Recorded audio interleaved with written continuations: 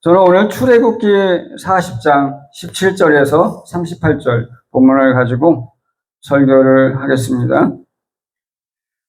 출애굽기 40장은 모세가 하나님이 명령하신 대로 성막을 세웠고 그곳에 하나님의 영광이 충만히 임했고 이스라엘 백성은 성막 위에 구름의 동향에 따라서 행진하고 멈추었다고 서술되어 있습니다. 하나님은 1절에서 12절까지 성막과 그 기구를 설치하라고 명령하셨고 17절에서 33절까지 모세가 그 명령대로 성막을 세우는 내용이 나오는 것입니다. 또한 13절에서 16절까지는 아론과 그 아들들에게 머리에 기름을 붓고 제사장의 의복을 입히라고 명령하셨는데 이 내용은 레위기 8장에서 실제로 시행이 됩니다. 34절에서 38절까지는 성막 설치가 완료된 후 하나님의 구름과 영광이 성막에 임했고 이스라엘 백성은 성막 위에 구름이 움직임에 따라 행진했다고 서술되어 있습니다. 본장에서부터 모세의 회막은 성막으로 대체됩니다. 즉 회막이라고 부른 것도 사실은 성막을 가리킨다는 뜻입니다.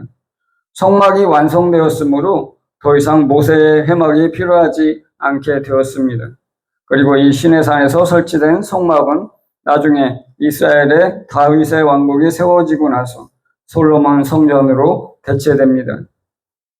17절, 18절, 19절 같이 읽겠습니다. 둘째 첫째 달, 그 달 초하루에 성막을 세우니라. 모세가 성막을 세우되 그 받침들을 놓고 그 널판들을 세우고 그 띠를 띄우고 그 기둥들을 세우고 또 성막 위에 막을 펴고 그 위에 덮개를 덮으니 여호와께서 모세에게 명령하신 대로 되니라. 모세가 2절에서 하나님이 명령하신 대로 출애굽 둘째 해 첫째 달 초하루에 성막을 세웠습니다. 성막을 세운 것이 우연히 새해 첫날에 이루어진 것일까요? 아니면 그날에 맞추어 세워진 것일까요? 그날은 2절에서 하나님이 성막을 세우라고 명령하신 날입니다. 성막 자체가 이스라엘 백성 가운데 하나님의 임재를 나타내는 표징이었기 때문에 그처럼 날을 택해서 처음 성막을 세웠을 가능성을 부정하기가 어렵습니다. 성막 기구들이 모두 준비가 되었을 때 즉시 조립하지 않고 모세가 새해 첫날에 모든 것을 조립하여 상징적으로 여호와를 그의 백성 가운데 거하시게 하기 위해 며칠 또는 몇 주 동안 준비된 상태로 보관했을 가능성이 크다고 생각할 수 있습니다. 이와 같은 구약의 성막 혹은 성전은 바로 예수 그리스도를 가리킵니다. 요한복음 2장 19절에서 21절 제가 읽겠습니다. 예수께서 대답하여 이르시되 너희가 이 성전을 헐라 내가 사흘 동안에 일으키리라. 그러나 예수는 성전된 자기 육체를 가리켜 말씀하신 것이라. 예수님은 요한복음 2장에서 이 성전을 헐라 내가 사흘 동안에 일으키리라고 말씀하셨는데 이는 성전된 자기 육체를 가리킨 것입니다. 그러므로 성막 전체가 예수 그리스도를 나타내는 상징이라고 할 수 있습니다. 또한 요한복음 14장 9절에서 예수께서 이르시되 빌립아 내가 이렇게 오래 너희와 함께 있으되 내가 나를 알지 못하느냐 나를 본 자는 아버지를 보았거늘 어찌하여 아버지를 보이라 하느냐. 예수님은 아버지를 보여달라는 빌립에게 나를 본 자는 아버지를 보았다고 말씀하셨는데 아버지는 예수 안에 계시고 아버지는 예수를 통해서 나타내신 것을 말씀하신 것입니다. 즉 이스라엘 백성이 성막에서 하나님의 구름과 영광을 보았던 것처럼 신자들은 예수 그리스도를 통해 아버지를 보게 되는 것입니다. 구약에서 이스라엘 백성이 성막에 머무른 하나님의 구름과 영광을 실제로 목도했던 것이 부러울 수도 있겠지만 사실상 신자들이 그리스도를 통해 언제든지 하나님 아버지를 만날 수 있는 것이 훨씬 더 좋은 것입니다. 20절과 21절을 읽겠습니다. 그는 또 증거판을 궤 속에 넣고 채를 궤에 깨고 속죄소를 궤 위에 두고 또 그 궤를 성막에 들여놓고 가리개 휘장을 늘어뜨려 그 증거궤를 가리니 여호와께서 모세에게 명령하신 대로 되니라. 그리고 두 돌판을 법궤에 놓고 채를 꿰어 속죄소를 궤 위에 두어 그 궤를 성막에 들여 놓았습니다. 그리고 휘장을 늘어뜨려서 증거궤를 가렸습니다. 법궤를 들여놓은 것은 성막 중에서도 지성소라 불리는 곳입니다. 이 법궤를 가린 휘장은 성막을 성소와 지성소로 나누는 역할을 합니다. 이 지성소 안으로는 아무나 아무 때나 들어갈 수 없고 오직 대제사장만이 대속죄일에 이스라엘 백성의 죄를 대속하기 위해 1년에 한 번 들어갈 수 있었습니다.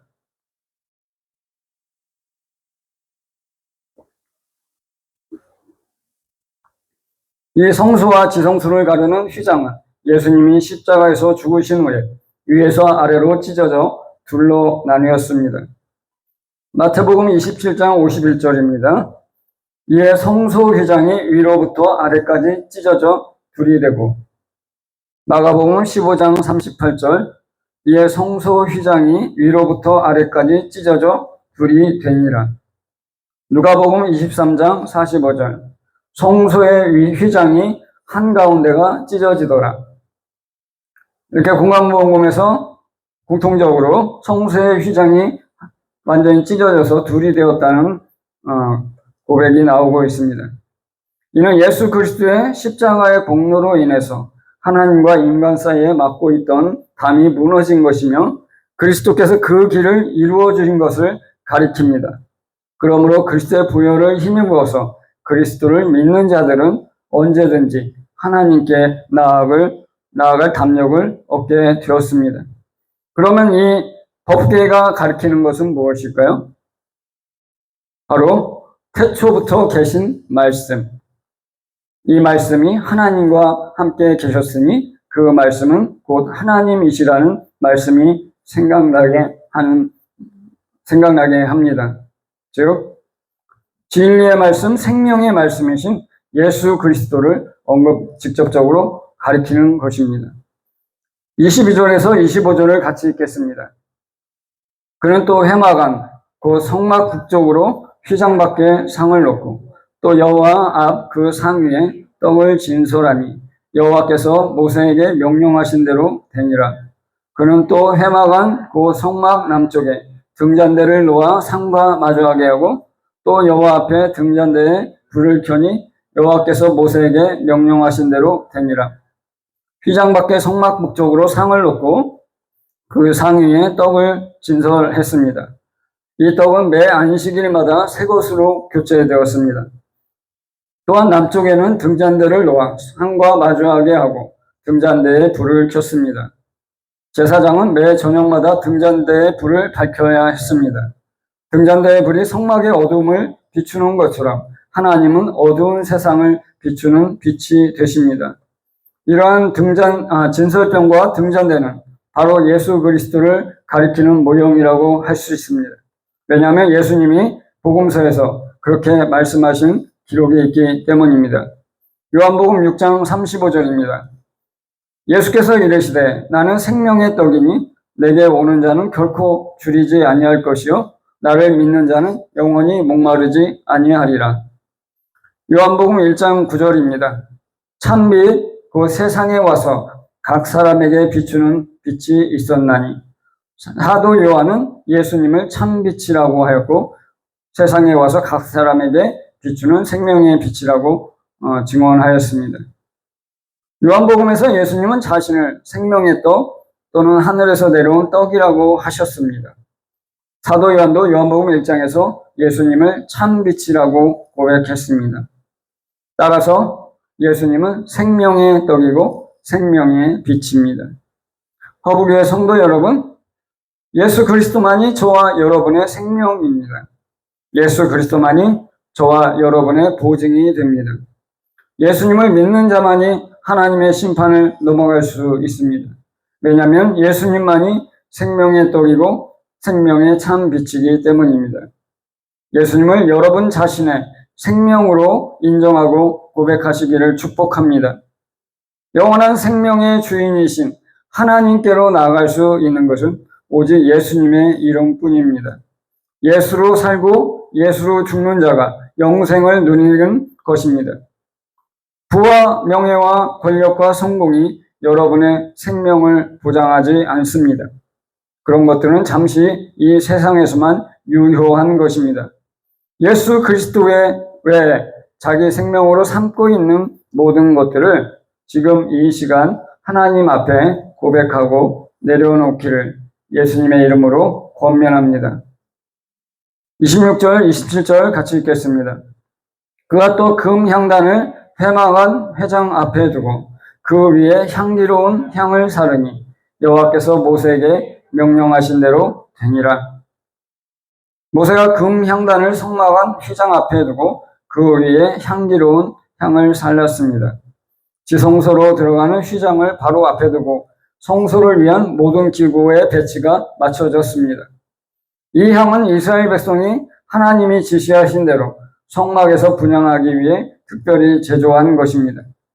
그 위에 향기로운 향을 사르니라는 말에서 출애굽기 앞부분에서는 모세에게 이 시점에 향을 피우라는 구체적인 지시가 없었음에도 왜 그가 여기서 향을 피웠을까요?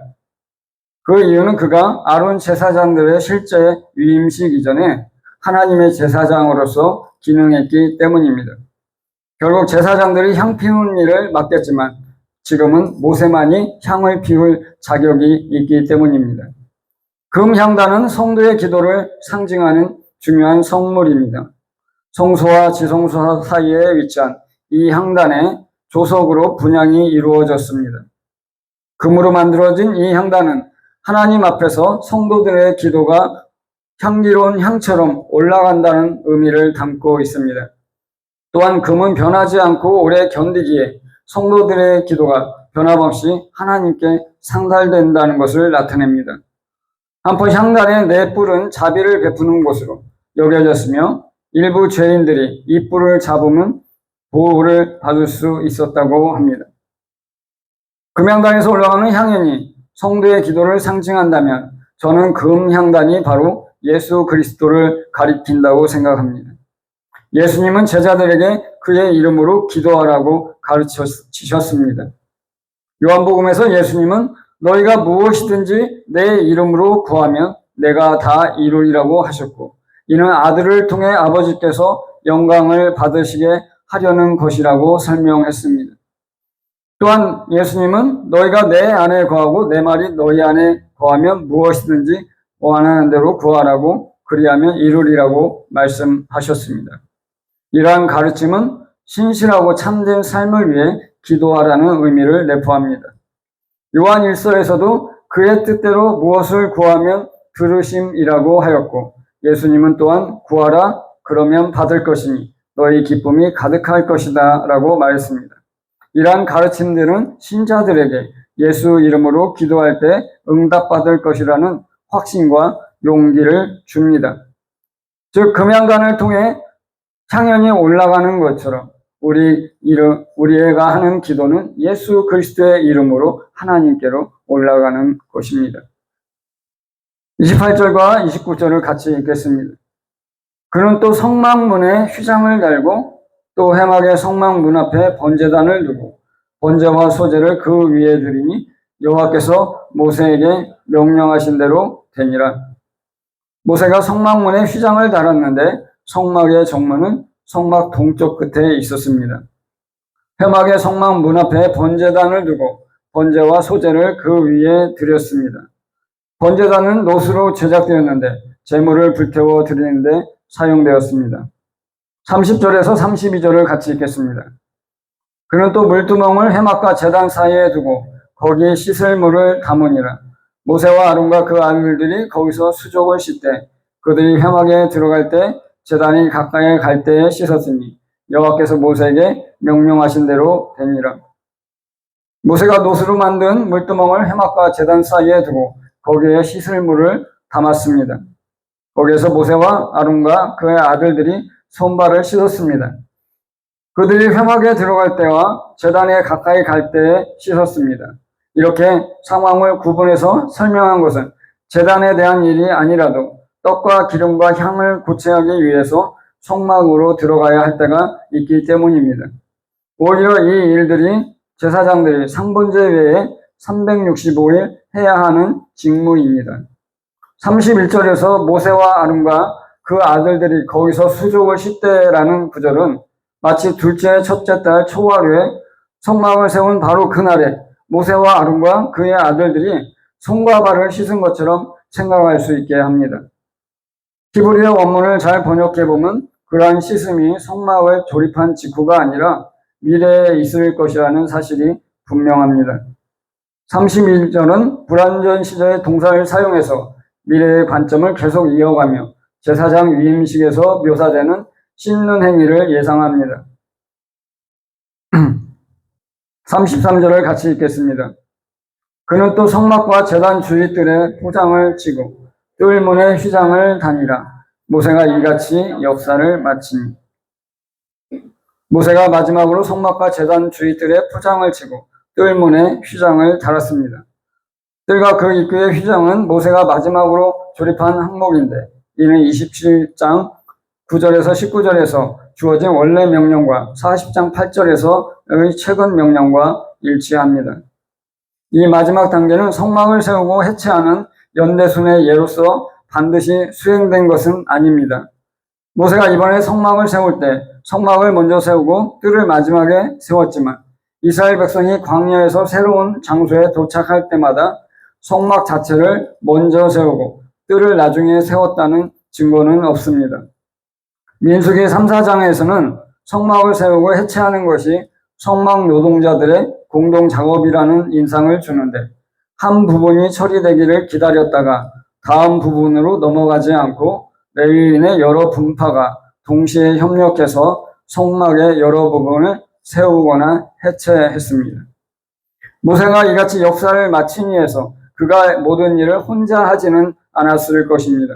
아마도 그는 이 시점에서 레위인들을 훈련시켜서 그들이 하게 될 일을 준비시키고 있었을 것입니다. 이는 히브리어 성경에서 실무자는 언급하지 않고 프로젝트 리더를 실행자로 묘사한 것입니다. 34절과 35절을 같이 읽겠습니다.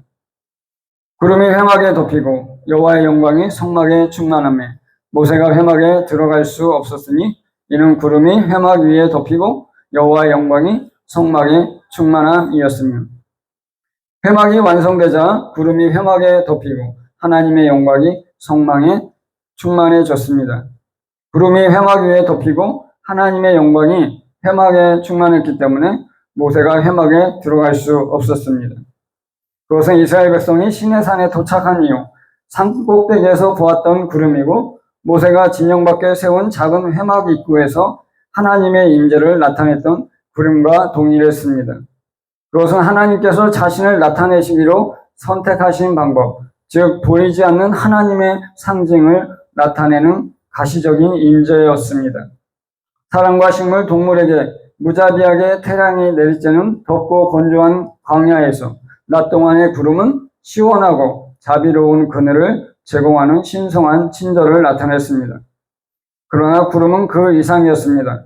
그것은 여호와의 영광을 드러냈는데 그것은 가까이 갈수록 숭고하고 두려운 것이었습니다. 따라서 이스라엘 백성은 구름을 보면서 그것이 그들의 하나님의 임재에 잠재적으로 압도적인 현시며 조심스럽게 피해야 하고 침해서는 안 된다고 이해했습니다. 따라서 구름은 시내산에서 작은 임시 회막을 거쳐 성막으로 위치가 옮겨졌습니다. 아마도 회막에서는 때때로만 보였기 때문에 보통은 여전히 시내산에서 보였고 모세가 그곳에 도착했을 때 그곳에서 내려왔습니다. 여호와의 영광이 성막에 가득하니라는 구절에서 보이지 않는 하나님께서 어떻게 그의 백성에게 그들이 그토록 간절히 바랬던 대로 그가 정말로 그들 가운데 거하시려고 오셨다는 것과 그로 말미암아 그가 그들과 온전한 언약 관계에 있으며 그가 그들을 인도하시는 곳은 어디든지 기꺼이 그들과 함께 가시겠다는 것을 보여주시겠습니까? 다시 말해서 하나님과 그의 백성 사이의 불화가 하나님의 백성을 향한 은혜로운 사랑과 백성을 대신한 모세의 신실한 중재로 말미암아 완전히 치유되었다는 것을 어떻게 보여주실 수 있겠는가? 해답은 그분이 눈에 보이게 자신의 집으로 들어가셨다는 것입니다. 그분은 시내산을 떠나 그가 약속하신 대로 그의 백성의 진영 가운데 거하시려고 오셨습니다. 이스라엘 백성은 그가 명령하신 대로 그를 위해 집을 지었고 그분은 그 집을 덮고 그 내부 공간을 채운 영광의 구름을 통해 상징적으로 자신의 집으로 들어가심으로써 그들의 노력에 대한 승인과 더욱 중요하게는 그들 가운데 거하시려는 자신의 열망을 보여주셨습니다. 구름은 영광 자체가 아니라 신성한 영광을 눈에 보이게 감싼 것이었습니다. 하나님의 영광 그 자체는 모든 나타남에서 보일 수 있고 보이지 않을 수도 있지만 그분이 그것을 보이게 하셨을 때 적어도 구름의 어둠을 꿰뚫고 나올 때 그 광채는 부분적으로 구름 안에 담겨 있어 바라보기에 불가능하지 않았습니다. 이와 유사하게 하나님의 영광으로 채우심은 솔로몬 성전을 그분의 상징적인 것처럼 그리고 그분의 하늘 성전 또한 받아들이셨음을 보여주셨습니다. 이 구절의 대부분은 33절에서 언급한 내용을 약간 다른 표현으로 되풀이하지만 매우 중요한 내용이 하나 추가되었습니다. 모세가 만남의 장막에 들어갈 수 없었던 이유는 바로 그것이 하나님의 영광으로 가득 찼기 때문입니다. 왜 그랬을까요? 모세는 이전에 시내산 꼭대기에서 영광의 구름 속으로 들어가지 않았습니까?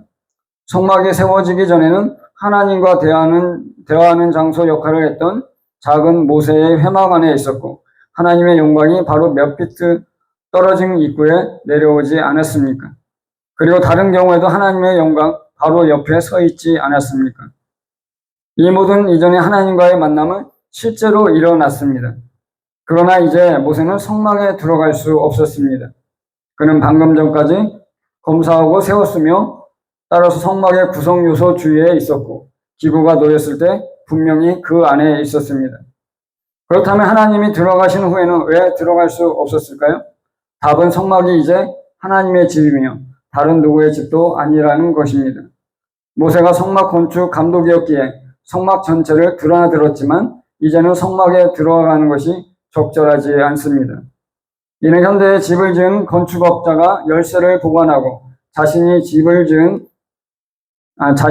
집을 점유하는 주인에게 판매한 후에도 마음대로 드나드는 것과 같습니다.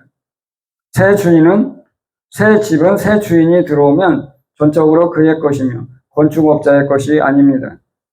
나중에 모세와 아론은 성막에 들어갈 수 있게 될 것이며 대제사장이 성막, 심지어 지성소에 주기적으로 들어갈 수 있도록 규정이 마련될 것입니다. 이는 영광의 구름이 성막 안에 계속 머물지 않고 36절, 38절에 명시되는 것처럼 주로 성막 위에 머물렀기 때문에 가능했습니다.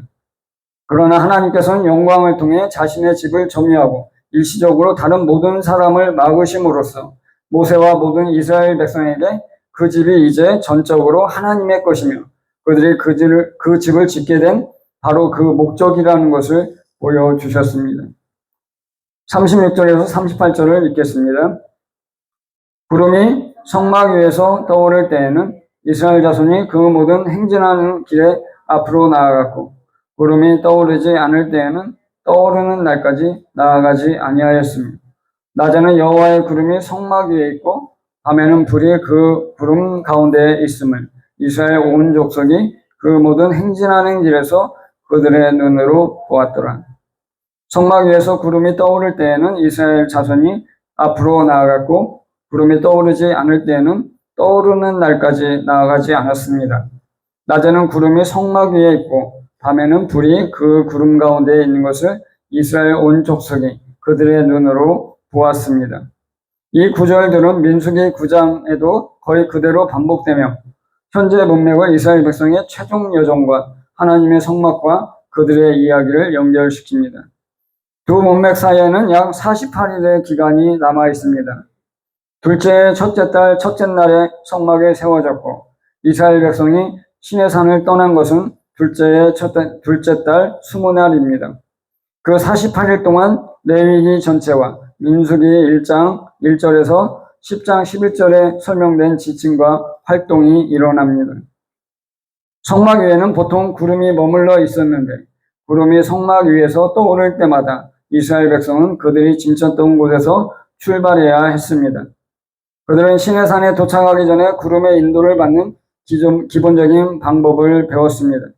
그들은 구름이 움직이지 않으면 그들도 움직이지 않고 하나님이 그들을 인도하신 마지막 장소에 진을 치고 머물러야 했습니다.